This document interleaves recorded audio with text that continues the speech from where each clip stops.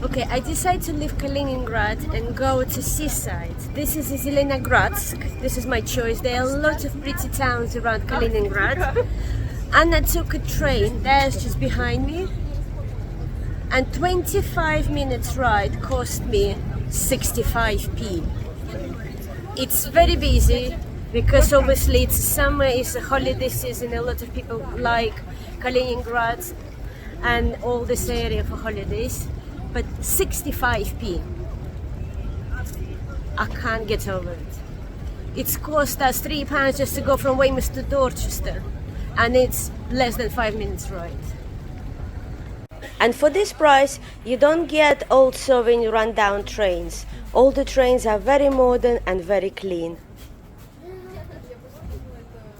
When I was choosing where to go, I had a few places, and then when I read about this cat town, I had to come here because I don't know, happily or unfortunately, I'm a real cat lady.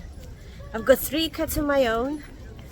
I've got stray cat living in my garden who I feed and I create him a bed and everything, and I have 5 kittens.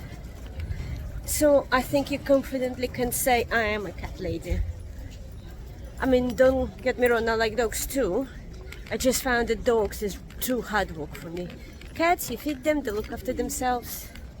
But unfortunately, every time my cats have a kittens, I fall in love with them and I always have to keep one. This time my husband said I'm not allowed to get attached to any of them because that's it. 4 cats plus 1 stray is more than enough for him. But I decided to come here because this is a cat lover's town. Zelenogradsk, located 34 kilometers north of Kaliningrad, and has a very long and interesting history. German village Kranz was renamed Zelenogradsk in 1946 and was granted town status. But it all began with the sensational news spread over the Prussian kingdom at the end of the 18th century. In a small village on the Baltic coast, ordinary fishermen live longer than the aristocrats of the neighboring Königsberg. This was the beginning of the resort history of today's Zelenogradsk. By the end of the 19th century, a small village rapidly turned into a new, fashionable place on the coast.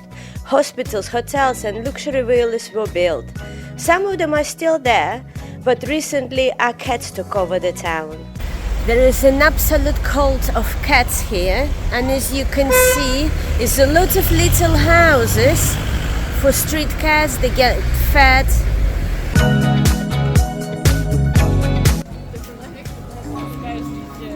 They kept here our granddaddy Lenin. I think they kept him in many places as a history, obviously, but mostly as a gimmick.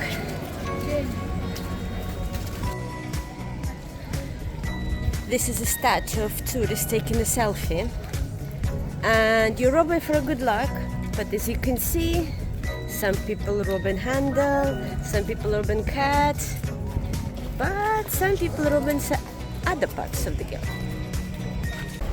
This is how health and safety looks in Russia.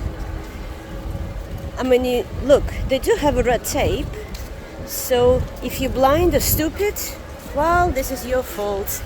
This is kind of attitude they have here. Watch where you're going. It's so pretty here, but it does feel like you are somewhere in Europe. It does not feel Russian at all. So this town, I will say, it is a European Russia. This is a main street here. It's very busy because it's the sanctions now, and a lot of Russians cannot go anywhere, or it's really hard to go anywhere. This area become very, very popular because this is the closest you can get to Europe without having a passport or making any visas.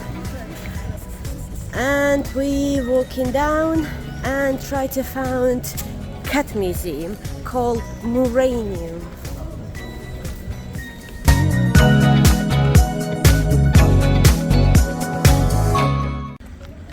love for cats here doesn't end just feeding them and having a lot of pictures. No, they have cat museum, Muranium, and of course I'm going to see it.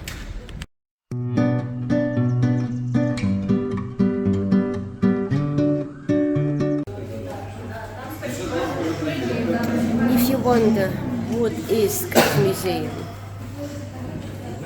it's basically everything cat orientated. All this stuff, little figurines. Oh, look at this little sad kitty, look at his eyes. So yeah, basically anything. Dolls look like cats. Almost 40-meter high water tower in which museum located was built in 1905. Museum itself was opened in September 2012 and held a permanent exhibition of a private art collection of cats. The collection has more than 4,500 items of interior, jewelry, paintings, figurines and other entertaining things brought by the owners, as well as various well-wishers from all over the world, including Egyptian cats, Japanese talisman cats, wooden Polynesian statues and even toilet seats. Each cat has its own character and its own history. Even if you are not a cat lover, you can still appreciate determination in collecting all of these cat objects. And in my opinion, this museum definitely falls into the quirky museum section, and I think it's awesome. They even have a little memorial to Grumpy Cat. If you're not into cats, pay £3.50 entrance, close your eyes when you go through, and you can come up here because it's a really nice viewing point. And of course it's worth a climb. Nice views from here. Interesting, look, all the new builds around here. And in the middle, old small houses with a garden, somebody doing gardening there. I wonder how long these houses will survive here before they will be pushed out. Oh, look at that one, has a lovely garden. Lots of flowers. This one's slightly run down.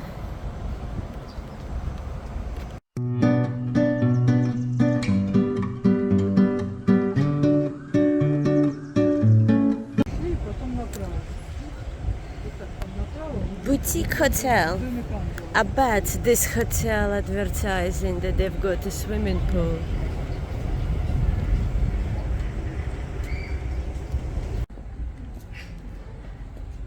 A lot of very interesting buildings here. Of course, the old Germans one. And interesting that they all survived. Obviously, they decided it will be cheaper back then to keep them all and renovate, so maybe it's become one of those areas where the old Soviet elite like to holiday, and they had this as their holiday homes, because very often a lot of towns survived and all these villas survived because Soviet elite took them for themselves as a holiday homes.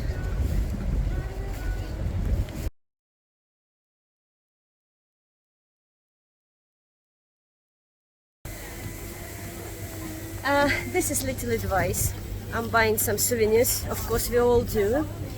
And you see these different stalls. It doesn't matter where you are, any country in the world, they all have souvenir stalls like this.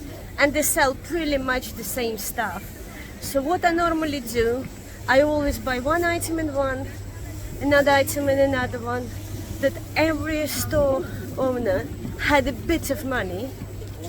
Because it doesn't matter which country you are, most of them make money only in the holiday time.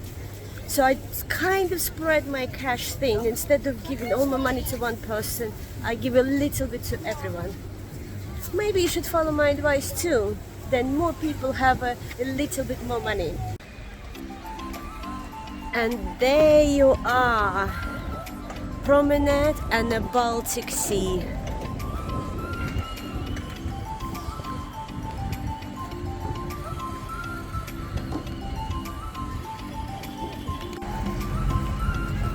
Like any self-respected resort, they have a ferry. Guess what? Another cat. And there is one more on that side. You see? Just there, another cat. Ferry wheel quite popular here. It's QQ. And it's a $5 to go up. And I decided against it. Not a big fan of heights, so if I do something which is really high up, it has to be worthwhile. And this is the beach. Apparently water is quite warm, but there's not many people swimming.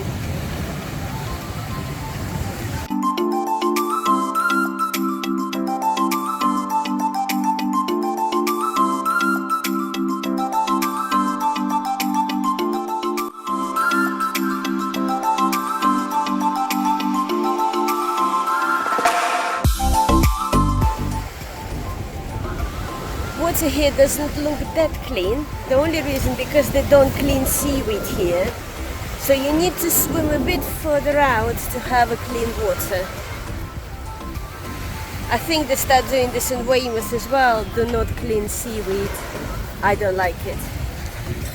I don't like seaweed because it smells and it looks really dirty. Like you are standing in a paddle, not in the sea. I wonder what all these seagulls doing. There must have been fish in there. There's quite a lot of them here.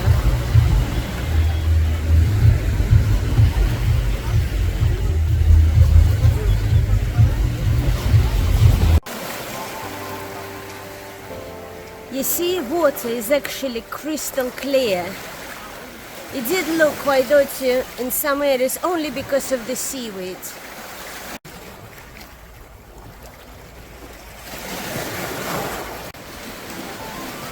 Wow, don't you think this piece of wood looked like a fish with open mouth?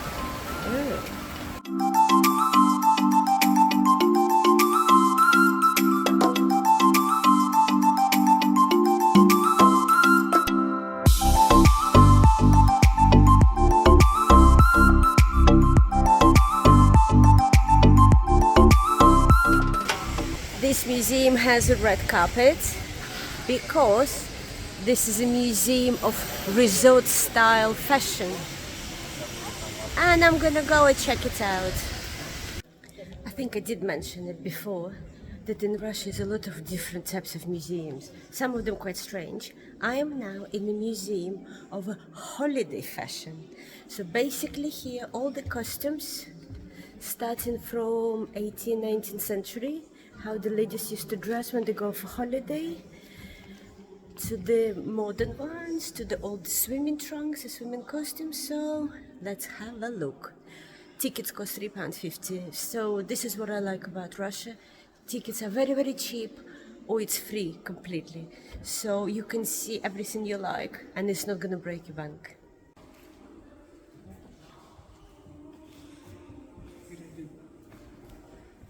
So this is what you will wear if you come to seaside in 19th century.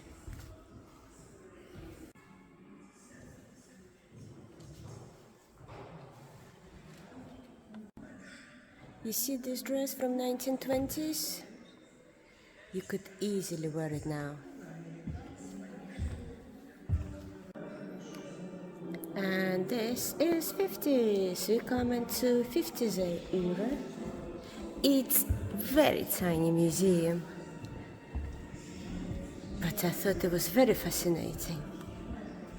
Or maybe because I love fashion.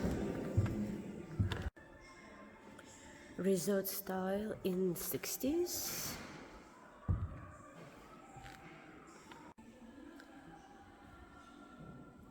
Guess what era is this? If you guess 1980s, you're right. Now we're coming down, and this is 70s. Funny enough, I remember those hats with flowers on.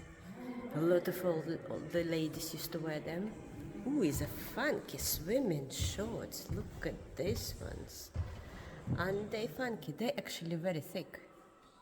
This hat is from Debenhams, and it's in the museum in Russia. So, well done, Debenhams.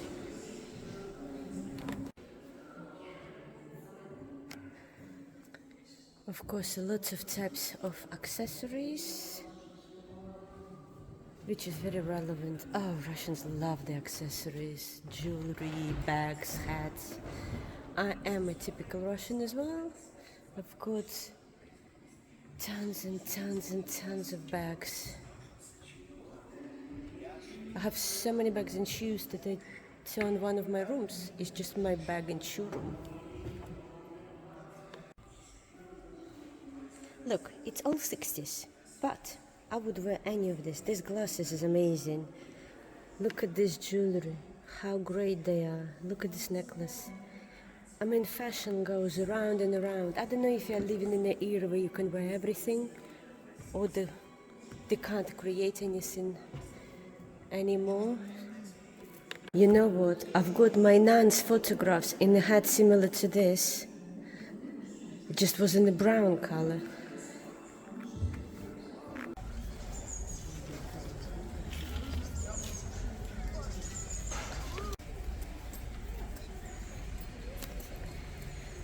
This is all cat houses built in for homeless cats. They get fed here.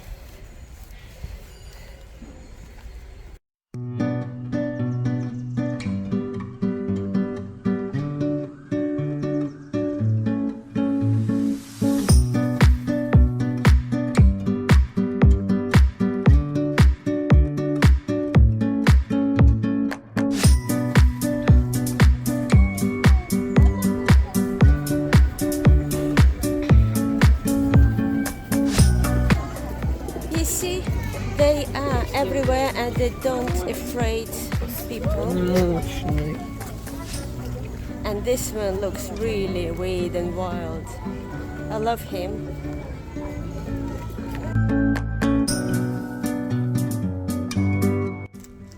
Just saw this poster. Sorry, I have a bit of sweets.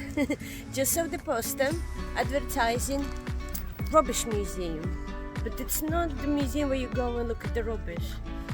It's the oldest stuff people make out of rubbish. There's also a museum of skeleton and skulls, so you can go to look at all different types of skeletons. And I cannot believe what kind of museums are here. So if you come here, you won't get bored. This for sure.